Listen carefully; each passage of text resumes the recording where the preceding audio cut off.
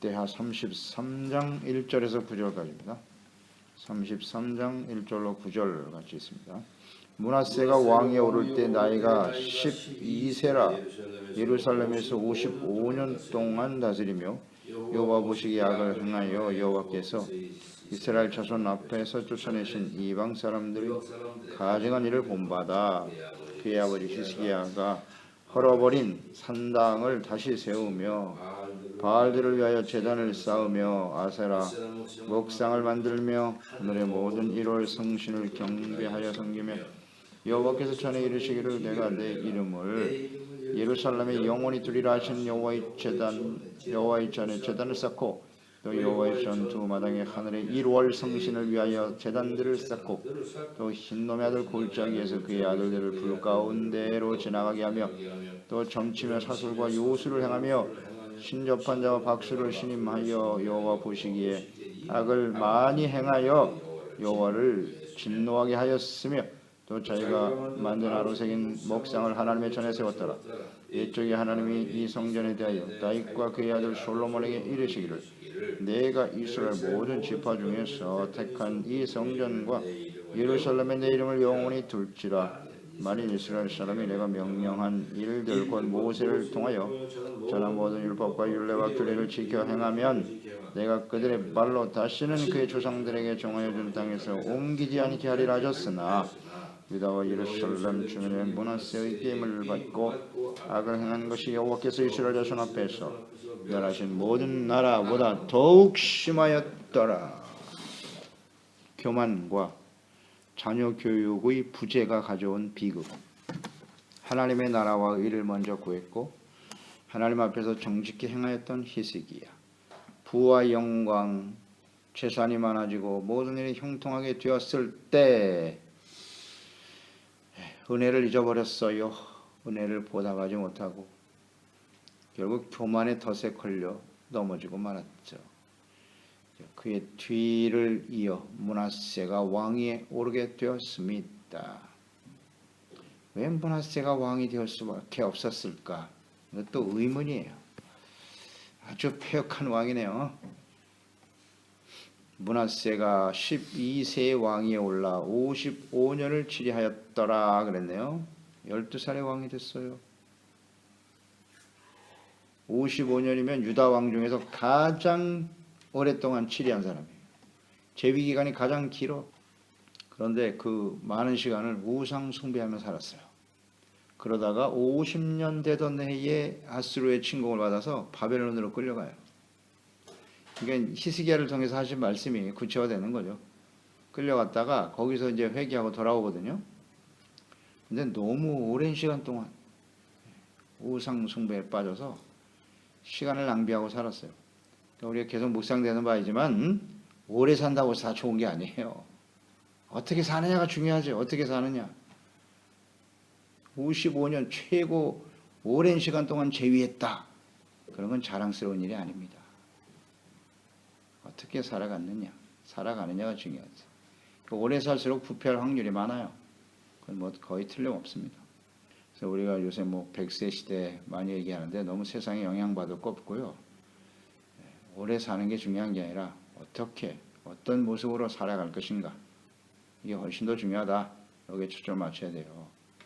자꾸 그런 세상에 말에 미혹되면 안 돼요. 내가 살아 있어야 할 이유가 무엇인가? 이걸 분명히 해야지, 분명히. 오늘 성도들이 이걸 놓치고 있어요. 그냥 오래 살면 다 좋은 건 줄 알고.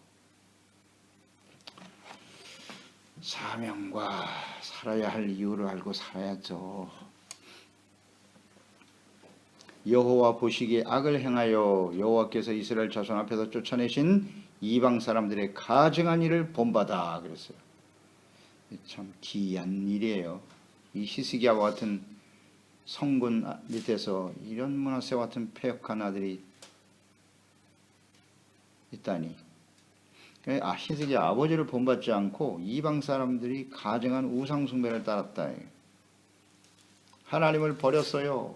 우상 숭배에 빠져버린 므낫세. 그의 행태를 보세요. 히스기야가 헐어버린 산당을 다시 세웠죠. 바알들을 위해서 제단을 쌓았죠. 아세라 목상을 만들었어요. 또 모든 1월 성시까지 다 끌어들였어요. 이 도대체 어디서 배운 거예요? 여호와의 제단 전에 제단을 쌓고 여호와의 전 두 마당에 하늘의 1월 성신을 위해 제단을 쌓고 6절에는 또 흰놈의 아들 골짜기에 그의 아들들을 불 가운데로 지나게 하며 온갖 우상 잡신을 다 끌어들여요.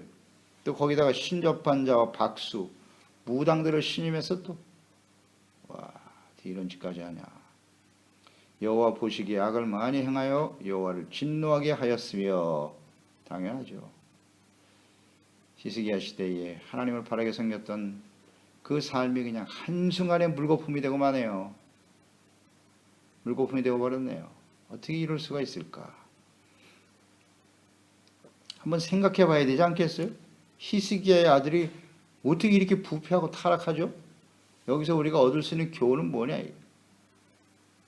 첫째로 저는 인간은 태어날 때부터 악하구나. 이게 맞아요.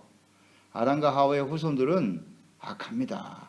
그냥 내버려 두면 교육하고 가르치고 바르게 세우지 않으면 그냥 악해지는 거예요. 이 교육의 중요성이 여기서 나오는 거예요. 악해요. 제멋대로거든요. 자기가 하고 싶은 대로 하고 사는 거야, 그냥 인간은. 그리고 세상에 훨씬 더 많은 영향을 받는다. 이런 것도 우리가 생각하게 되죠. 첫째는 그래요. 그가 나이 12살의 왕이 됐다고 했거든요. 12세 어린 나이에 왕이 됐어요. 그래서 저는 그런 것도 묵상해 봐요. 성경 찾아봐도 그 내용이 잘 안 나타나 있네요. 아니 히스기야에게 아들들이 그렇게 없나? 다른 아들은 없나? 어떻게 12살 된 아들을 왕으로 세웠지? 그것도 므낫세와 같이. 그 아버지가 아들을 모르나? 이렇게 모르나? 이런 생각도 들고요. 어떻게 이렇게 패역한 자식을 왕으로 세우냐? 도대체 무슨 생각을 하고 있나 하는 생각이 들어요. 이 마지막 때에 정말 인생을 마감하는 그 마지막 때에 완전 형편없었구나. 이 정도로 심각한지는 몰랐어요. 이 므낫세를 보면 알겠죠, 뭐 므낫세를. 12살에 왕이 됐다. 그 12살이면 우리가 대충 생각을 해보세요. 히스기야가 죽을 뻥에 걸려가지고 하나님이 15년을 다시 살려주셨잖아요. 그렇죠? 그러니까 그 15년 동안 다시 하나님이 은혜로 주신 시간인데 그 시간대에 낳은 아들이라고 봐야죠. 그렇죠? 15년 생명이 연장된 그 사이에 낳은 아들이라고 봐야 된단 말이에요. 굉장히 귀한 아들일 수도 있고.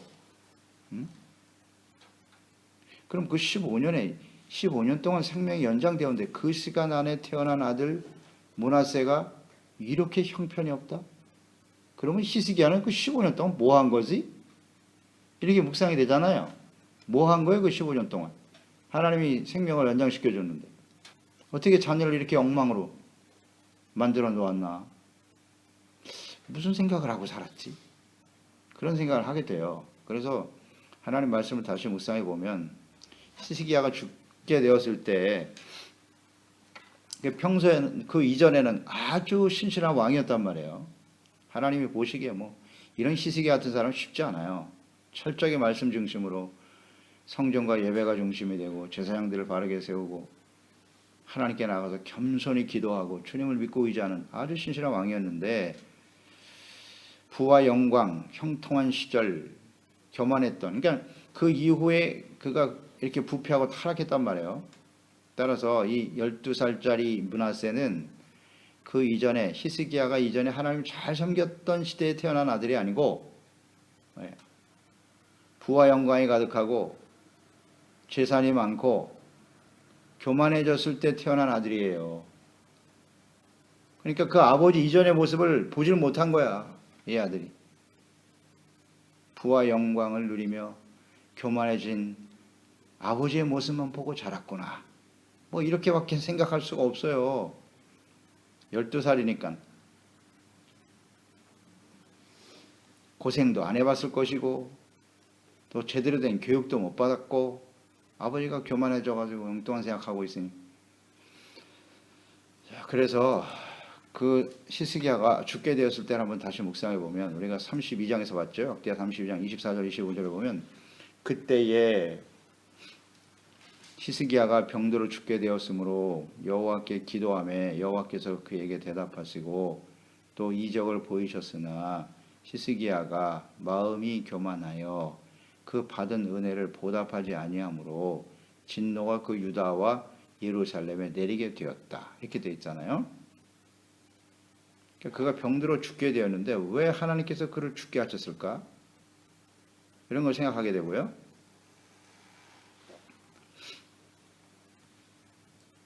이 일이 이적을 보이셨으나 그랬잖아요. 보이셨으나 히스기야가 마음이 교만하여 이렇게 연결이 되잖아요. 그러면 히스기야가 이 하나님께로부터 죽을 수밖에 없는 상황이 벌어지게 된 것이 그의 마음이 교만했기 때문이구나 이렇게 우리가 추정할 수 있잖아요. 기적을 보이셨으나 마음이 교만했다. 교만했다. 그러니까 이미 그때부터 교만이 싹트기 시작한 거예요. 히스기야 마음속에는. 그런 상태에서 태어난 아들이 므낫세예요. 므낫세. 그러니까 므낫세가 이 교만이 가져온 결과라고 봐야 돼요. 교만이 가져온 결과다. 굉장히 심각하네요. 이 교만이라고 하는 것이 우리가 계속 묵상되는 바입니다만은 교만은 이게 죄악의 뿌리거든요. 본질이에요, 교만이. 교만은 곧 무엇으로 나타난다? 우상숭배로 나타나요. 교만이 곧 우상숭배입니다. 우상숭배가 자기를 위하여잖아요. 자기를 위하여. 교만이 자기중심이거든요. 이거 절대 놓치면 안 됩니다. 교만은 곧 우상숭배다. 열매로 나타나지. 므낫세가 열매. 히스기야의 교만이 므낫세의 우상숭배로 열매로 나타난 거예요. 이거 정말 심각합니다. 우리는 어떻게 해서든지 마음속에 이 교만의 뿌리를 뽑아내야 돼요. 이거 정리하지 못하면 자기 자신뿐만 아니라 그 자녀 세대에 심각한 일이 벌어진다. 교만을 뽑아내야 됩니다. 이건 정말 우리가 마지막 순간까지 최선을 다해야 할 일이에요. 겸손을 지켜가는 거. 므낫세가 태어나 성장하게 되었던 그 당시의 배경을 잘 생각해 보면 알 수 있잖아요. 이때 히스기야가 아주 교만했구나. 그래서 하나님이 정리하시려고 했던 거예요. 야, 이 히스기야 너 더 이상 이렇게 가다가는 안 되겠다. 왜냐하면 히스기야의 아버지가 아하스잖아요. 그 아하스 왕이 너무 패역을 행했기 때문에 걱정하시는 거예요. 하나님은 히스기야 이렇게 교만하다가 계속되면은 또 너 부패하고 타락할 수밖에 없는 거 내가 알지. 하나님의 마음으로 묵상해 보자고요. 처음은 너무 좋았어. 그런데 이러다가 너 또 부패하고 타락하지. 그러느니 너 인생 마감하는 게 낫겠어 하고 데려가시려고 했던 것 같아요. 여기서 그만하자. 추한 모습 보이지 말고. 그런데 히스기야가 하나님 앞에 내가 그래도 선한 일이 있지 않습니까? 하고 눈물로 기도했다. 그게 아마 회개하고 돌이키는 기도의 모습 같아요. 잘못했습니다. 하나님 제가. 그러니까 하나님은 또 회개하는 자에겐 또 마음이 약해. 마음이 약해지셔. 그래 한 번만 더 기회를 줄게. 이런 상황인 것 같아요. 쭉 묵상을 해보면. 그래서 연장을 시켜줬더니 결국 실망으로 다가오는구나. 실망으로 다가오는구나. 그걸 돌이키지 못했네요. 15년 동안 뭘 한 거야 도대체. 호의호식하고 살았네 그냥. 부와 영광을 누리면서. 바벨론 사자들이 왔을 때가 결정적이죠. 그때를 다시 한번 묵상해 볼 필요가 있어요. 사자들이 찾아왔을 때 바벨론 사자들이 하나님께 영광을 돌리기보다는 자기 자랑하는 데 빠져 있었죠. 성전 또 성의 모든 보물을 다 보여주고 자신의 영광을 나타내며 자랑하고 교만에 빠져 있었어요. 이런 모습이 있었을 때 이사야 선지자를 통해서 하나님이 하신 말씀이잖아요. 왕하 20장 16절 19절에 이사야가 히스기야에게 이르되 여호와의 말씀을 들으소서. 여호와의 말씀이 날이 이르리니 왕궁의 모든 것과 왕의 조상들이 오늘날까지 쌓아두었던 것이 바벨론으로 옮긴 바 되고 하나도 남지 아니할 것이요 또 왕의 몸에서 날 아들 중에서 경고하셨잖아요. 아들 중에서 사로잡혀 바벨론 왕궁의 환관이 되리라 하셨나이다. 히스기야가 이사야에게 이르되 당신이 전한 바 여호와의 말씀이 선하니이다. 동문서답합니까? 이르되 만일 내가 사는 날에 태평과 진신이 있을진데 어찌 선하지 아니하리요. 아주 교만의 극치죠. 이게 자기 자신만 편안하게 잘 살면 된다는 거예요. 자식 때 그런 일이 벌어지던 말던 내가 사는 날 동안에만 평안하면 되지요. 이러고 있다고요. 이거 심각하네요. 이거 히스기야. 이렇게 오래 살아서 뭐하나 이거. 15년 더 살면 뭐해요. 쌓아둔 재산이 다 바벨론으로 옮겨간다 그랬고 그 아들 중에 바벨론 왕궁의 환관이 된다고 말씀을 들었을 때 그게 선하고 좋은 말이라고요? 회개하고 돌이켰어야죠. 심각하게 받아들여야죠. 회개하고 돌이키고 이거 우리 자식들이 바벨론의 환관이 된다니 이게 말이 되나? 자녀들 불러놓고 앉혀놓고 하나님의 말씀을 가르치고 하나님을 경외하는 걸 가르치고 다윗처럼 말해 안타까운 마음이죠. 너희가 하나님을 찾으면 하나님이 너희를 만나 주실 것이지만 내가 만약 하나님을 버리면 하나님을 너는 영원히 버리실 거야. 그러니 하나님을 잘 알고 온전한 마음과 기쁜 뜻으로 하나님을 섬겨야 한다. 이런 말을 남겼어야죠. 이 히스기야는 그런 모습이 전혀 없잖아요. 이거 참 이 히스기야 책임입니다. 이거 히스기야 책임이에요. 15년 동안 부귀영화를 누리며 먹고 마시고 즐겼다. 결국 문화세계 그런 것만 가르쳐 준 거야. 그걸 남겨줬어요. 부와 권력과 영광, 먹고 마시고 노는 것만 전해주었죠. 무의 교만하고 이런 좋은 환경에서 태어나 자라는 아이들은 다 교만합니다. 거의 교만하다고 봐야 돼요. 그렇게 고생하면서 살아온 아버지 세대들도 저희들 세대잖아요. 잘 살고 모든 것이 평안해지니까 다 교만해지잖아요. 그러니 그 밑에서 태어난 자녀들은 볼 것도 없지 뭐. 무의 교만하죠. 모든 게 자기가 원하는 건 다 되고. 이걸 간구하고 있네 히스기야가. 또 우리도 그런 삶을 바라죠. 하나님의 자녀 백성들도 말이에요. 우리 자식들은 고생하지 말고 그냥 손에 물 하나 묻히지 않고 살아야 된다. 이런. 자식을 죽이는 거예요. 아주 교만해지거든요. 그렇지 않다고요? 하나님을 잘 믿는 이 히스기야 같은 사람도 이렇게 교만해서 무너지는데요. 세상은 교만합니다. 교만해요. 좀 성공하고 잘 되면요. 무조건 교만하게 돼 있어요. 교만은 우상숭배다. 이렇게 정리하면 딱 맞아요. 이게 진리입니다. 그러니까 당연히 히스기야는 이 자녀들이 이 말씀 앞에 정말 두렵고 떨고 경외하는 일을 가르쳤어야죠.